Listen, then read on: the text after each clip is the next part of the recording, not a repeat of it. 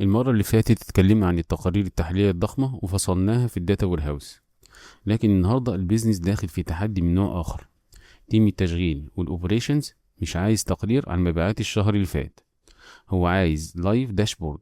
عايز يشوف الأوردرات اللي بتدخل السيستم حالا، كباتن التوصيل اللي في الشارع مكانهم فين بالظبط، وعدد الشكاوى المفتوحة ثانية بثانية.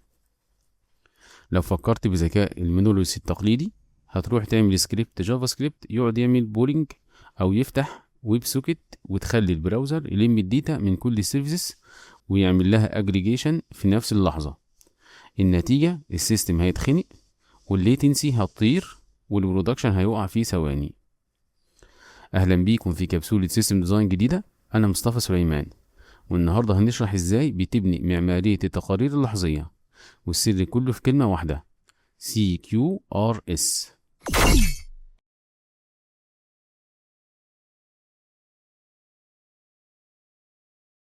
عشان تحل معضلة الريال تايم في المايكرو سيرفيس، لازم تطبق النمط المعماري الشهير CQRS أو Command Query Responsibility Segregation.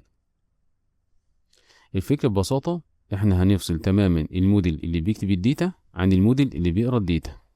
سيرفيس الأوردرات والمدفوعات شغالين في أرض الكوماندز، وظيفتهم يستقبلوا طلبات العملاء، يعملوا بيزنس فاليديشن، ويكتبوا في داتابيز الرايت. تيم الداشبورد والتقارير اللحظية ملوش دعوة بالزحمة دي، هو ليه داتابيز تانية خالص معزولة اسمها الريد موديل. الداتا جوه الريد موديل دي مش متقسمة ولا متوزعة، دي متفصلة ومفرومة ومكتوبة ومطبوخة على مقاس الشاشة اللي بتارجت التقرير بالظبط، بحيث لما تيم الاوبريشن يفتح الداشبورد السيرفيس تعمل سيلكت ستار او جيت فوري وتجيب الداتا في 2 ملي ثانية بدون اي كالكوليشنز. طب السؤال السحري هنا، الداتا هتوصل من بروجكت الكتابة لبروجكت القراءة والتقارير في نفس اللحظة ازاي؟ الربط هنا بيحصل بالايفنت دريفن اركيتكتشر. الابليكيشن الرئيسي ما يعرفش ان في داشبورد اصلا، كل اللي بيعمله انه اول ما بيخلص العملية بتاعته بيرمي بيانات في الجو.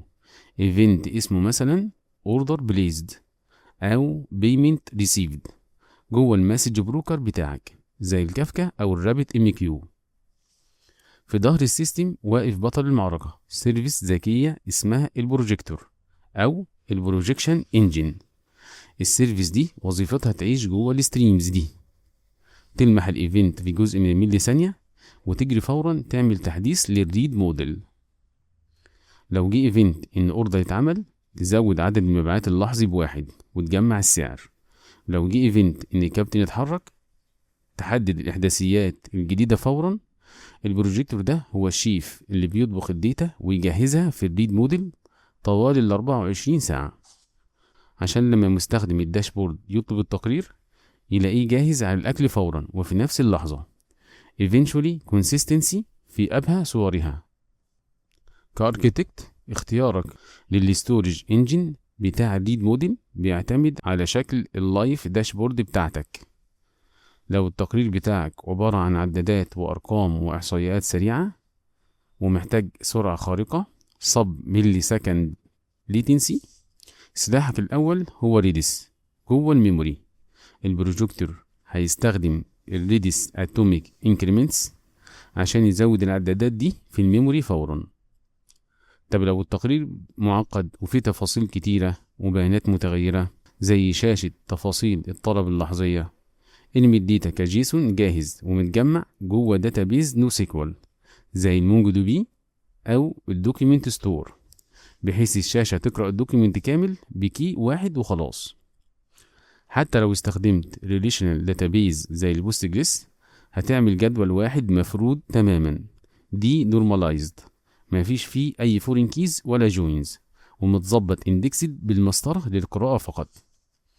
عقلية الاركتكت هنا هي ان انا بضحي بمساحة التخزين والتكرار في سبيل اني اكسب اسرع وقت قراءة ممكن على كوكب الارض. الخلاصة الهندسية للنهاردة، لما البيزنس يطلب منك لايف داشبورد، اوعى تخلي القراءة تضرب في مقتل كود الكتابة، وطبق السي كيو ار اس ابني الريد موديلز بتاعتك بعيدا عن زحمة الابليكيشن، وخلي الايفنتس والبروجيكتورز هما اللي يطبخوا الداتا اول باول. ما تنساش تعمل لايك لو الكبسولة دي رتبت دماغك، واشترك في القناة عشان توجه الكبسولة الجاية لدماغك فورا. السلام عليكم ورحمة الله وبركاته.